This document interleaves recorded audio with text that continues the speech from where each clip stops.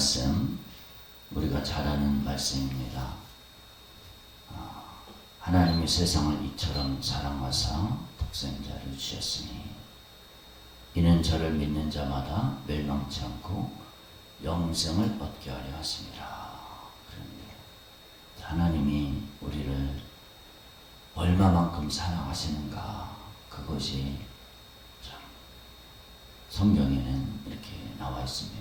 하나님의 사랑을, 그 하나님의 사랑의 넓이와 길이와 높이와 깊이, 이것을 우리가 참 잘 알지를 못합니다. 잘 알지를 못하니까 성경은 여러 분들을 통해서 하나님의 사랑을 알 수 있도록, 하나님의 사랑을 좀 헤아려 봐라, 이런 것을 알 수 있도록 우리에게 교훈을 해주고 있습니다.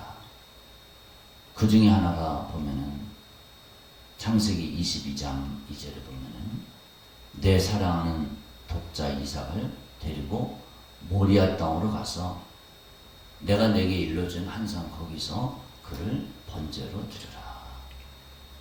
우리가 잘 아는 대로 아브라함이 100세에 낳은 그 아들을 번제로 드리라는 명령을 받았습니다. 사흘길쯤 걸어서 모리아 땅으로 갔잖아요. 걸어서 갔을 때 아들을 결박하고 칼을 드는 그 순간까지 성경은 그 아브라함의 마음을 말하지 않습니다. 침묵하고 있어요. 이 침묵 자체가 아픔의 깊이라는 겁니다. 우리 한번 따라합시다. 침묵 자체가 아픔의 깊이다. 아멘. 만약에 사라에게, 아브라함의 아내 사라에게 이런 이야기를 했다면 그러면은 아마 뒤집어졌을 거예요. 까무러쳤을 겁니다. 사라가. 아브라함의 심정은 어땠을까? 아브라함도 그렇겠죠. 자식을 번제로 드리라는 그 아픔, 그 고통을 감내하면서 그 아픔을 갖고 3일 길을 갔잖아요. 3일 길을 갔습니다. 이삭이 물었습니다.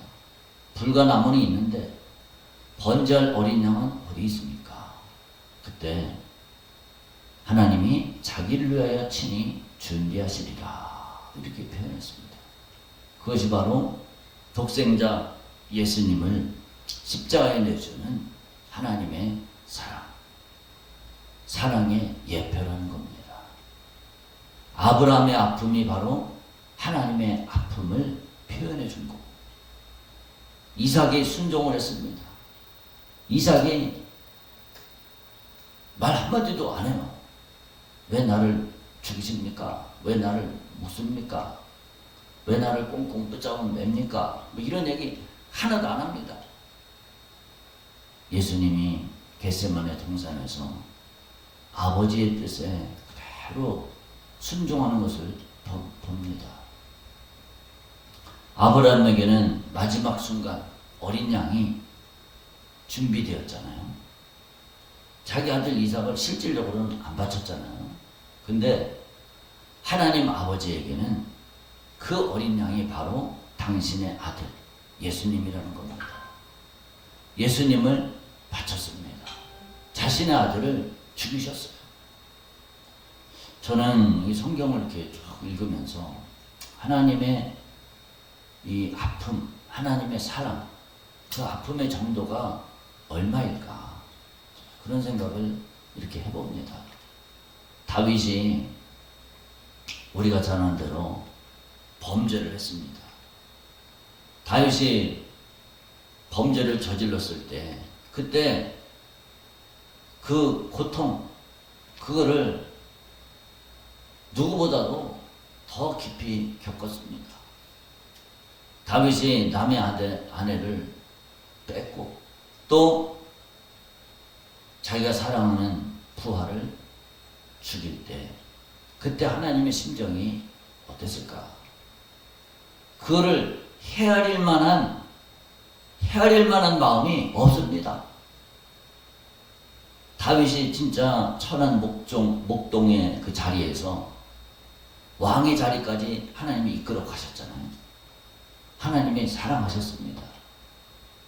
근데 그렇게 사랑했던 그 다윗이 범죄했을 때 기대가 크면은 실망이 크다. 이런 표현처럼 하나님은 얼마나 실망이 크셨을까.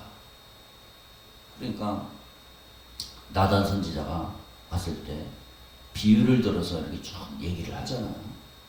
만약에 자기 양을 뺏겼으면 어떻게 해야 됩니까? 4배나 갚아야 되리라. 4배나 갚아라. 이게 뭡니까? 율법에 있잖아요. 율법을 알고 있잖아요. 당신이 바로 그 사람이라. 자기 부하 한 사람을 죽였는데 다윗은 4배나 하나님이 도로 갚아줬어요. 하나님이 무시무시합니다. 왜 저렇게 무시무시한 심판을 다윗에게 베풀었을까? 그럴 때 하나님이 사랑이 크면은 사랑을 많이 받으면 받을수록 거기에 대한 하나님의 이 상실감, 배신감, 그것이 또 엄청나다는 것을 우리는 성경을 통해 알게 됩니다. 밧세바가 낳은 아들이 병이 들었어요. 병이 들었을 때 금식하고 울면서 기도를 했습니다. 그러다가 그 아이가 죄의 결과로 그 아이가 죽었습니다. 그리고 다윗의 아들 암논이 또 다윗의 딸 압살롬의 누이를 욕보이고, 그럴 때 이 압살롬이 암논을 죽이는, 그러니까 형제들끼리 죽인 거죠. 성폭행이 일어나고 죽이고, 마치 아담의 가정에 형이 아우를 죽이는, 가인이 아우를 죽이는, 아벨을 죽이는 이런 참혹한 이 비극이 일어난 것처럼 그렇게 죽었습니다. 또 뭐가 있습니까? 아도니아가 반역했을 때 아버지가 아직 안 죽었어. 아버지가 있어. 다윗이 있어. 그때 아도니아가 왕이 되겠다고 반역을 했습니다. 그럴 때 솔로몬이 또 아도니아를 죽여버렸죠. 그리고 우리가 잘 아는 대로 사무엘하 18장에 보면 자기를 반역했던 압살롬이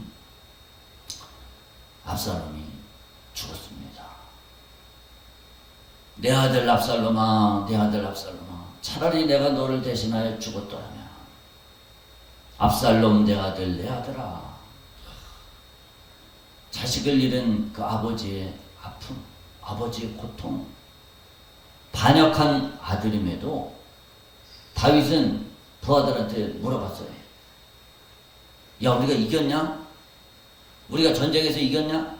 이렇게 안 물어보고 우리 아들이 잘 있냐? 평안하냐? 그걸 먼저 물어봤습니다. 이게 이 아버지의 심정이죠. 다윗에게 승전보다도, 전쟁에서 이기는 것보다도 더 큰 게 뭐냐? 내 아들의 이 생사 여부, 아들의 죽음. 차라리 내가 대신 죽었다면. 이것이 자식을 향한 아버지의 마음이라는 겁니다. 또 지난번에도 살펴봤지만은 욥이 단 하루 사이에 아들 7과 딸 3을 잃어버렸습니다. 10명의 자녀를 잃었습니다. 사업, 재산, 종, 그거보다도 더 귀한 게 자식이잖아요. 한꺼번에 사라졌습니다. 가장 행복해야 될 그 잔치자리에서 폭풍이 집을 무너뜨려서 다 죽었습니다. 어찌하여 내가 태에서 죽어나오지 아니하였던가. 그러면서도 하나님을 원망하지 않고 경배를 했습니다. 이게 어떻게 보면 극한의 믿음의 표현, 욥의 믿음의 표현입니다. 근데 욥의 아내는 자녀도 잃었죠. 또 자기 신랑, 자기 남편이 당하는 그 고통까지 지켜봤습니다. 남편이 피부병으로 막 몸에 막 구더기까지 덮이는 그 비참한, 그걸 바라보는 이 욥의 아내의 고통. 그러니까 욥이 2장 9절에 당신이 그래도 자신의 온전함을 굳게 지키느냐, 하나님을 욕하고 죽으라. 어떻게 보면은 불신앙적인 표현이라고도 볼 수 있죠. 근데 어떻게 보면은 불신앙이 아니라 극한의 고통에서 터져나온 절규다. 극한의 고통에서 터져나온 절규다. 이렇게 표현할 수 있습니다. 자녀를 잃은 그 어머니의 마음이 이 한마디에 다 담겨 있습니다. 우리는 욥의 아내의 말을 정죄하기 전에 그 속에 담긴, 그 말 속에 담긴 어머니의 아픔, 아내의 아픔을 우리는 볼 수 있는, 헤아릴 수 있는 그런 마음이 있어야 되겠습니다. 이 아픔 속에서 하나님은 아픔으로 끝나는 것이 아니라 욥기 42장 10절에 보면 여호와께서 욥의 공경을 돌이키시고 여호와께서 욥이 그의 친구들을 위하여 빌 때에 욥의 모든 소유를 회복시키시되 이전 소유보다 갑절이나 주신지라. 하나님이 다 회복을 시켜 주셨습니다. 하나님은 침묵하시는 것 같지만은 그 아픔 너머에서 회복을 시켜주셨고 배가의 복을 허락해 주셨습니다. 이런 것이 무엇일까? 이런 아픔이 왜 성경에 이렇게 기록되어 있을까? 부모의 아픔, 자식의 이런 고통들, 이런 고통들이 왜 기록되어 있을까? 저는 하나님의 사랑의 마음을, 하나님의 마음을 조금이나마 좀 헤아려 봐라, 이런 의미로 저는 바라봅니다. 하나님이 오늘 본문에 세상을 이처럼 사랑하사 독생자를 주셨으니 이는 그를 믿는 자마다 멸망하지 않고 영생을 얻게 하여 왔습니다. 하나님이 이처럼 사랑했다는 겁니다. 이와 같이 우리는 성경 읽을 때 저도 참 그렇지만 하나님이 그냥 우리를 그냥 사랑하셨는가 보다. 아들을 그냥 독생자를 주시기까지, 십자가에 죽으시기까지 그냥 사랑하셨는가 보다. 무지해서 그냥 단순히 외우고 그냥 머리로만 아는 그렇게 성경을 대할 때가 참 많습니다. 여기에는 하나님의 아픔이 다 담겨 있습니다. 방금 말씀드렸던 욥, 아브라함, 다윗, 이런 성경의 인물들의 이런 고통을 우리는 그래도 조금이나마 헤아릴 수 있잖아요.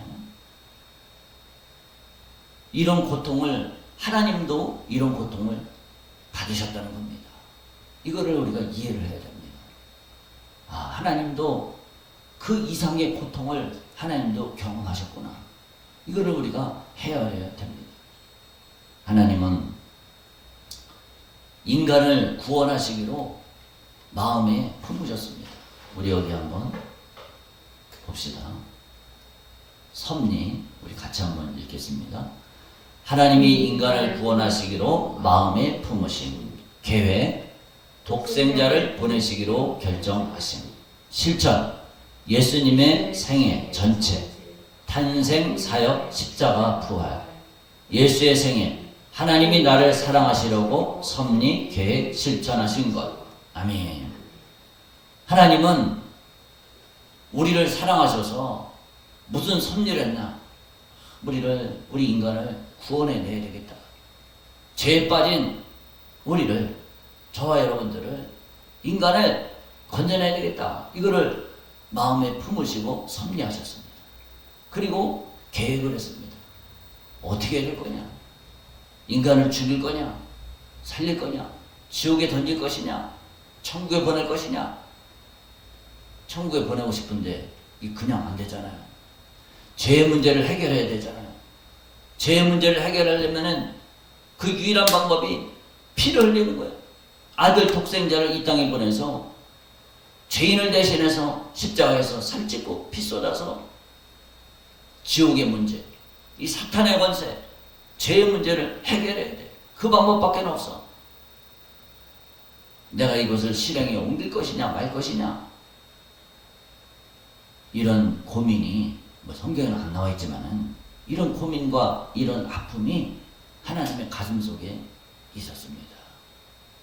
그리고 실천을 했어요. 독생자를 이 땅에 보내시기로 결정을 했고 실천을 했습니다. 그게 예수님의 생애 전체라는 거예요. 예수님의 탄생, 사역, 십자가, 부활. 그러니까 예수님의 생애는 바로 나를 사랑하시려고 섭리하시고 계획하셨다는 겁니다. 우리는 하나님이 아들을 죽이시기로 결정했다. 이 절대적인 섭리의 그 갈림길, 이렇게 할 거냐, 죽일 거냐, 과연 살릴 거냐, 이 갈림길 속에서 하나님은 결정을 내렸어요. 결론을 내렸습니다. 내가 아픔을 감당을 하고 아들을 죽여야 된다. 하나님도 아프시고 아들도 아프시고 이 아픔의 절정에서 우리를 구원해 주셨습니다. 우리 누가복음 22장 42, 44절 같이 한번 읽어보겠습니다. 아버지여, 만일 아버지의 뜻이거든 이 잔을 내게서 옮기시옵소서. 그러나 내 원대로 마시옵고 아버지의 원대로 되기를 원하나이다.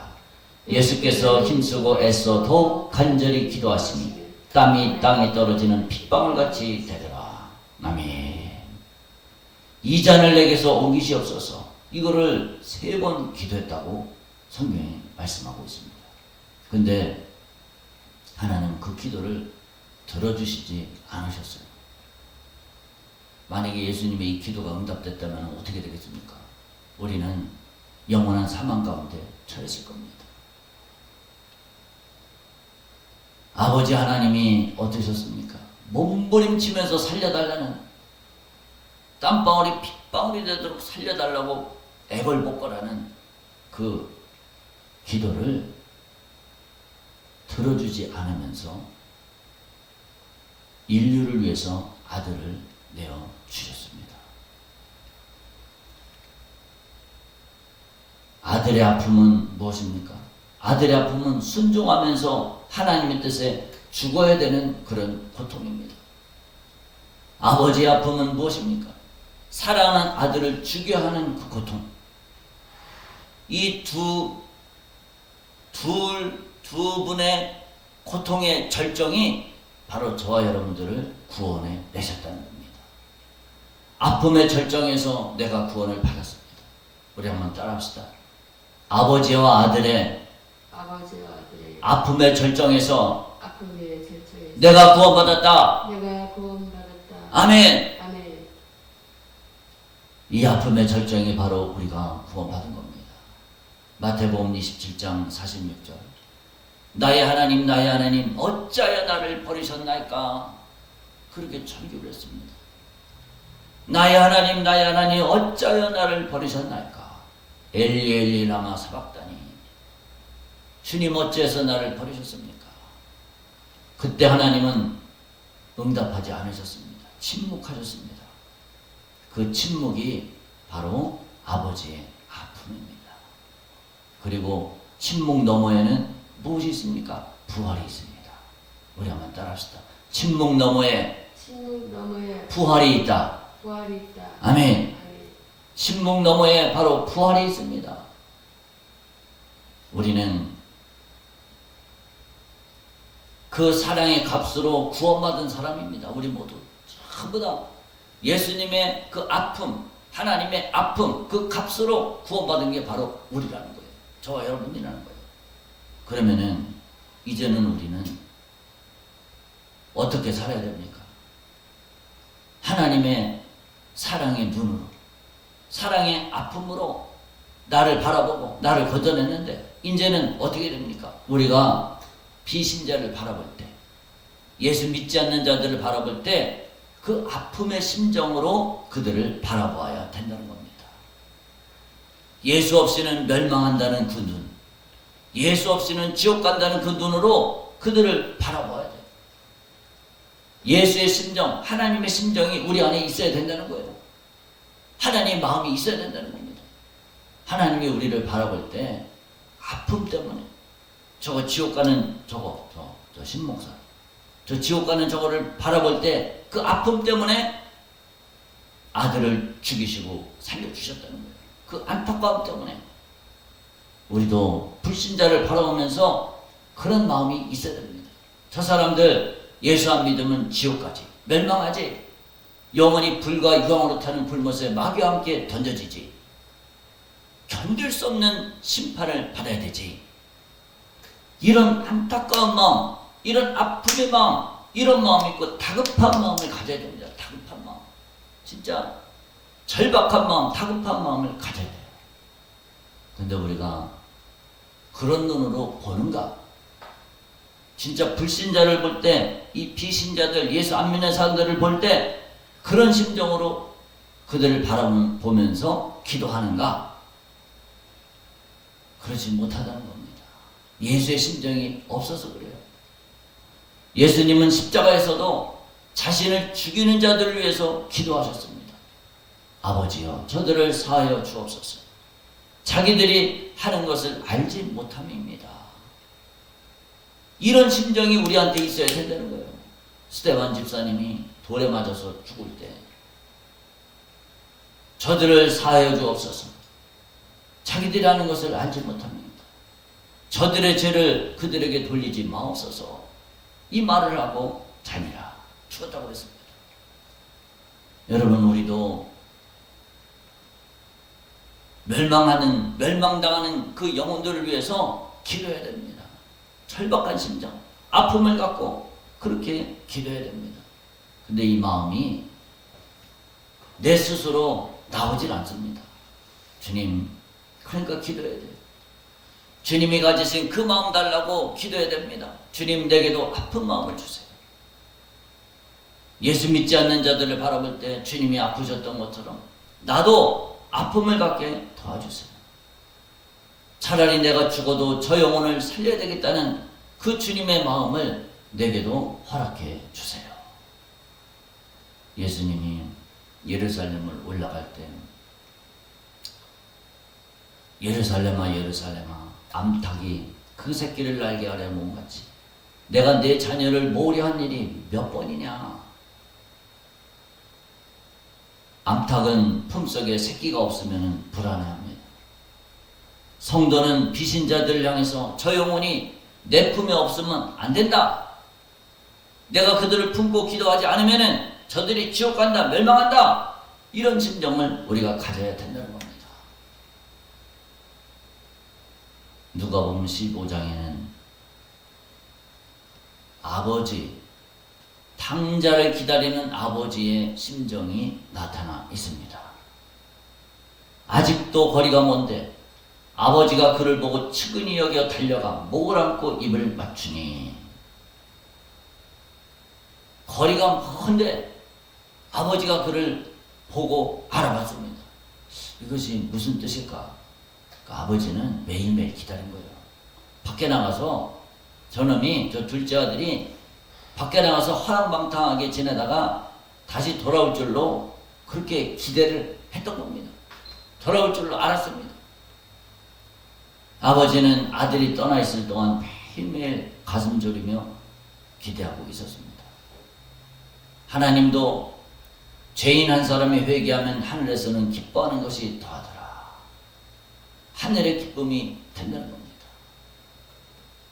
욥처럼 아픔의 끝에 회복이 있듯이 기다림의 끝에는 하나님의 기쁨이 있습니다. 여러분, 우리가 이 마음에, 우리 가슴에 아픔을 품고 이 비신자들 향해서 기도할 때 우리의 가족들, 일가 친척들, 부모 형제들, 이 지역의 불신자들을 가슴에 품고 기도할 때 그때 성령의 역사가 동반이 된다는 겁니다. 아픔의 사랑 속에는 반드시 성령의 역사가 동반됩니다. 회개와 치유와 귀신이 떠나고 회복하는 역사가 있다는 겁니다. 제자들이 사도행전 2장 37절에 복음을 전할 때 성령의 역사가 동반될 때 그때 무슨 일이 있었습니까? 그들이 이 말을 듣고 마음에 찔려 베드로와 다른 사도들에게 물어 이르되 형제들아 우리가 어찌할꼬? 아버지와 아들의 아픔으로 이루어진 그 사랑이 전해질 때 사람들이 그 사랑의 값을 깨닫고 스스로 무릎을 꿇었다는 겁니다. 베드로의 오순절 설교 때 한 번에 3,000명이 회개를 했습니다. 이거는 베드로의 말재주가 아니라 성령께서 일으키신 역사라는 겁니다. 하나님의 아픔의 사랑이 전해져야 된다는 겁니다. 우리 한번 따라합시다. 하나님의 아픔의 사랑이 성령으로 전해지게 하자. 아멘. 하나님의 그 아픔의 사랑, 십자가의 사랑이 성령을 통해서 약동되도록 그렇게 우리가 그 일들을 해야 된다는 겁니다. 그가 채찍에 맞음으로 너희는 나음을 얻었다. 주님의 아픔이 우리의 치유가 되었습니다. 하나님의 아픔이 우리를 치유했다는 겁니다. 그 아픔의 사랑을 갖고 기도할 때 하나님이 역사하십니다. 아픔으로 기도하는 자의 기도는 형식이 아닌 생명입니다. 우리는 다른 것이 없어도 예수님의, 하나님의 그 아픔의 사랑은 갖고 있어야 됩니다. 은과 금은 없거니와 내게 있는 것을 내게 주노니 나사렛 예수 그리스도의 이름으로 일어나 걸어라. 베드로가 가진 것은 없었지만 예수님의 아픔과 부활의 능력이 있었습니다.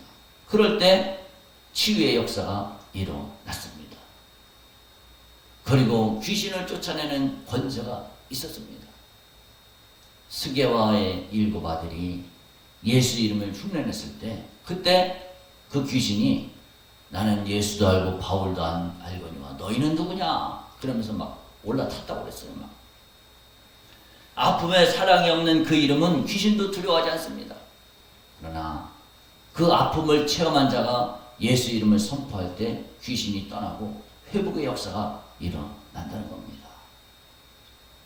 저와 여러분들이 아픔의 사랑을 가지시기를 주님의 이름으로 축복합니다.